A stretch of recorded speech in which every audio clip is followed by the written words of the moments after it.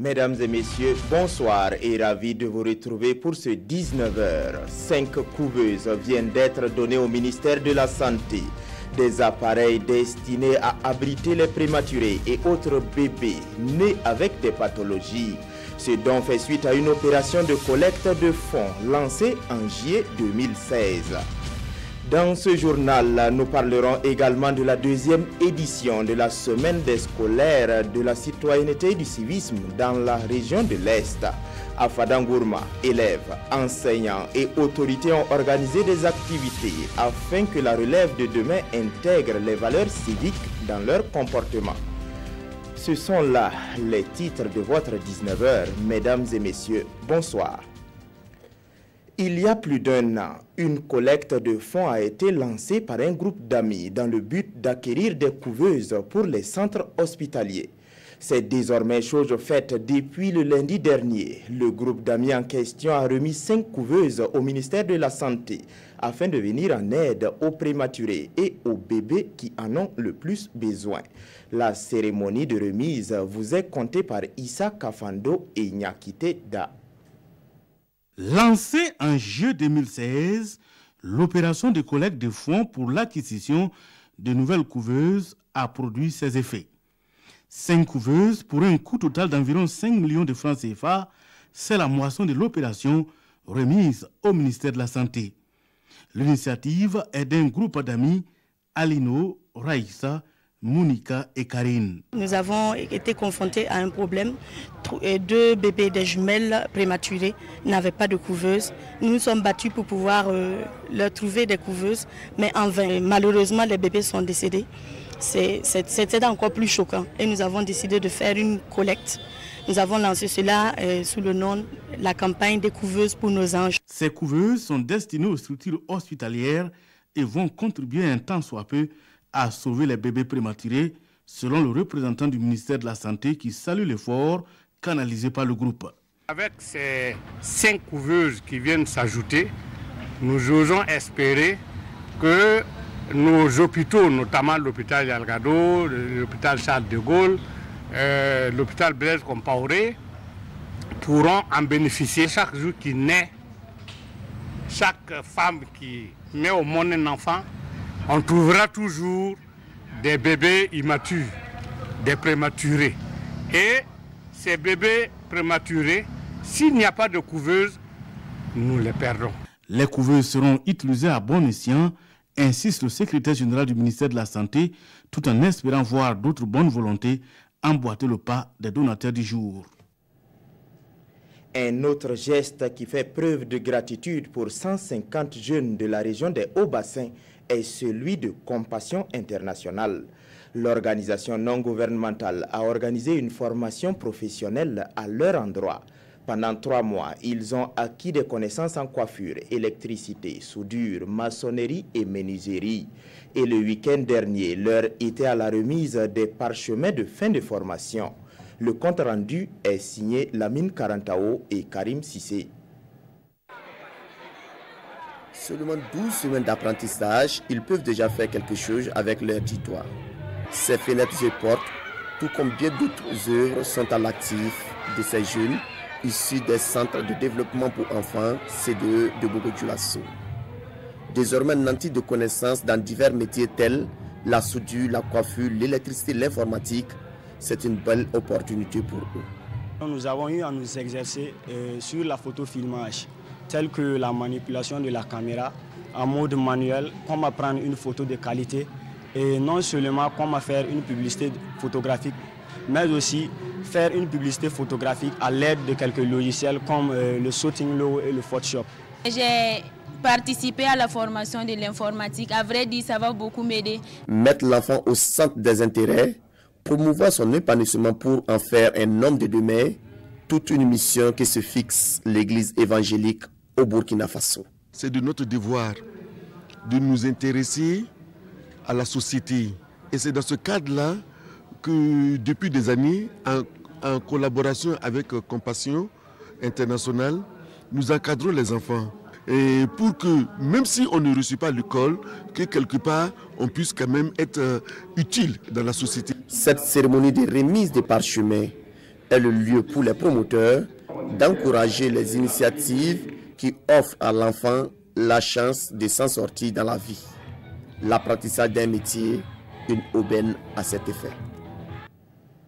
Comme je vous le disais en titre, à Fadangourma, enseignants, autorités et élèves font la promotion du civisme en milieu scolaire. Cela se passe dans un cadre dénommé Semaine scolaire de la citoyenneté et du civisme. Tout au long de cette semaine, des activités allant des conférences aux actions de salubrité sont au programme. Plus d'explications avec Alassane Kiendrebego et Mamadi Ouedraogo. Les élèves de la région de l'Est à l'école du civisme et de la citoyenneté. Il est 7 heures au lycée Diaba Lompo de Fadangourma. Autorités, enseignants et élèves assistent à la montée des couleurs nationales. Cet acte marque le lancement de la semaine scolaire de la citoyenneté et du civisme. Plus qu'un symbole, cette semaine a l'ambition de germer la fibre patriotique et de consolider la cohésion sociale dans le milieu scolaire. L'idéal est que chaque jour, les enfants, les enseignants et les parents d'élèves puissent respecter les règles élémentaires, les valeurs cardinales de la nation. Et on se dit que c'est depuis l'enfance, depuis la base, si cette culture-là est inculquée et maîtrisée, et ils vont grandir avec ça. Cross populaire, nettoyage des lieux publics et conférences sur divers thèmes liés au civisme et à la citoyenneté sont au menu de cette initiative. Nous voyons que la région de l'Est est toujours en retard. En quelque sorte, c'est du fait de l'incivisme caractérisé qui se retrouve dans cette région-là. On va veiller à ce que l'incivisme, les cas d'incivisme soient réduits et mobiliser nos élèves, sensibiliser les élèves sur les méfaits de l'incivisme et leur prouver que l'incivisme, ça n'apporte rien. La semaine scolaire de la citoyenneté et du civisme est à sa 2e édition. Elle est d'une grande importance pour la région de l'Est qui a enregistré plusieurs cas d'incivisme scolaire ces dernières années. Rendons-nous maintenant à Gobé, dans la province du Nayala, pour une visite. Celle du groupement Faso Deme qui produit du riz pluvial sur 105 hectares.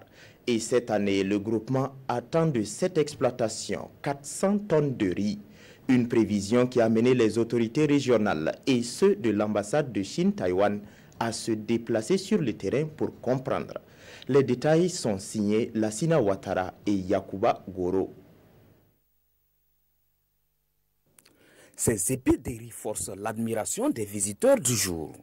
Nous sommes en visite commentée dans le champ du groupement Faso Deme à Gobé dans la province du Nayala. Initiée par la direction régionale de l'agriculture et le projet riz pluvial, cette visite a permis de revisiter les réalisations du projet et de prodiguer des conseils aux exploitants agricoles. Et il faut se dire que c'est un groupement qui a eu l'appui du projet riz pluvial depuis l'année 2014. Et aujourd'hui, ils sont à 50 hectares d'aménagés. Mais en termes de superficie totale emblavée, nous sommes autour de 105 hectares, ce qui est vraiment important pour la filière riz dans cette province et dans l'ensemble de la région. Cette année, et pour ces bas-fonds, depuis qu'ils ont commencé l'aménagement jusqu'à la production, et ils sont satisfaits. Les producteurs ont bien fait les diguettes, ils ont bien sémé, ils ont bien sarclé, et présentement l'écriture se présente bien. Donc ils sont contents. Très bien, parfois. Sur cette exploitation agricole de 105 hectares, le groupement Faso Deme compte récolter plus de 400 tonnes de riz cette saison agricole. Nous n'avons pas de tracteurs à labour ici. On a parlé d'un magasin de stockage. On a parlé de batteuses, un batteuse et puis des cortiqueurs. Bon. En tout cas, les réponses sont un peu favorables. Depuis 2014, le projet riz pluvial, avec le financement de la République taïwanaise, accompagne le groupement dans la production du riz.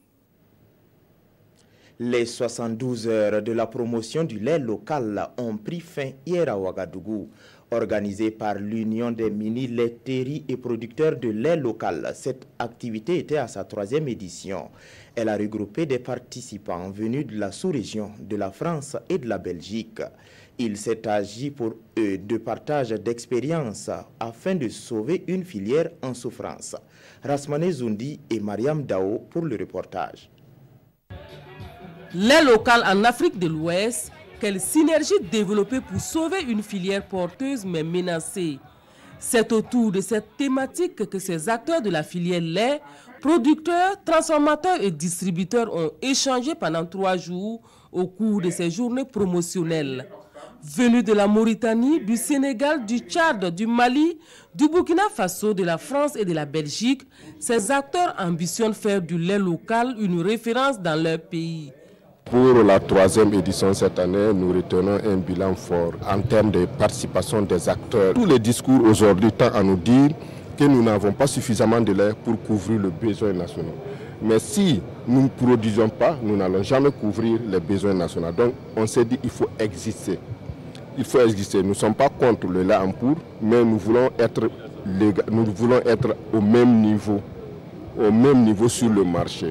Donc si on nous déverse des produits dégraissés et moins chers, la production locale ne va pas se décoller. Une des recommandations de ces 72 heures du lait local est la suppression de la TVA sur les produits à base de lait au niveau des différents pays. Nous parlons de la fiscalité globalement parce qu'il faudrait que nos filières locales bénéficient quand même de mesures fiscales favorables pour qu'ils puissent émerger. Il faut que au niveau fiscal, que les entreprises puissent bénéficier d'autres avantages pour pouvoir vraiment sécuriser. Selon le président de l'Union nationale des mini-laiteries et producteurs de lait local, le Burkina Faso injecte plus de 10 milliards de francs CFA par an dans l'importation du lait et des produits laitiers. Et la mise en œuvre effective des recommandations de cette rencontre devrait contribuer à changer la donne. La Société nationale des postes, Sonapost, poursuit son expansion sur le territoire national. Ce 19 octobre, la société a procédé à l'inauguration de son agence de Tanguène d'Assouri. Cette agence porte à 43 le nombre d'agences Sonapost installées dans la seule région du centre. Les missions et les prérogatives de cette nouvelle agence vous sont présentées par Daouda Ouattara et Aruna Mari.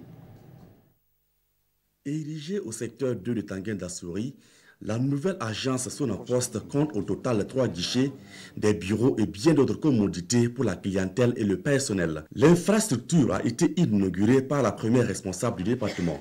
Cette réalisation vise, selon Adia Ouattara Salon, à rapprocher les services postaux et financiers de base de la population. L'ambition donc du gouvernement, c'est de travailler à ce que la banque postale soit une réalité. Et c'est de travailler aussi à ce que le commerce électronique puisse être développé à travers donc, la Sonapost. Le maire de Tanguène d'Assouri a promis 10 canettes d'épargne aux leaders coutumiers de la commune. Un geste qui réjouit les postiers. Au dit du directeur général de la Sonapost, l'institution postale burkinabé est résolument tournée vers la promotion du développement inclusif. D'une fierté, et cela va donc en droite ligne donc, de notre stratégie, de nous rapprocher davantage donc, de la population entière du Burkina Faso, aussi contribuer à la réduction de la fracture numérique entre donc, la population de Tanguène d'Assouri aujourd'hui et donc le gouvernement et aussi également tout ce qui se passe donc, au niveau de la capitale. Cette inauguration intervient dans le cadre de la célébration de la 143e journée mondiale de la Poste qui se tient le 9 octobre de chaque année. Pour joindre l'utile à l'agréable, les meilleures agences ont vu leur rendement reconnu à travers la remise de chèques allant de 200 000 à 500 000 francs CFA pour le premier prix. La Sonapost a aussi récompensé les meilleures femmes cyclistes de la localité. L'édifice porte ainsi à 111 le nombre d'agences Sonapost au Burkina. Ainsi s'achève ce 19h. Merci pour votre aimable attention. L'information revient à 20h avec Wendata Nathalie Kaoré.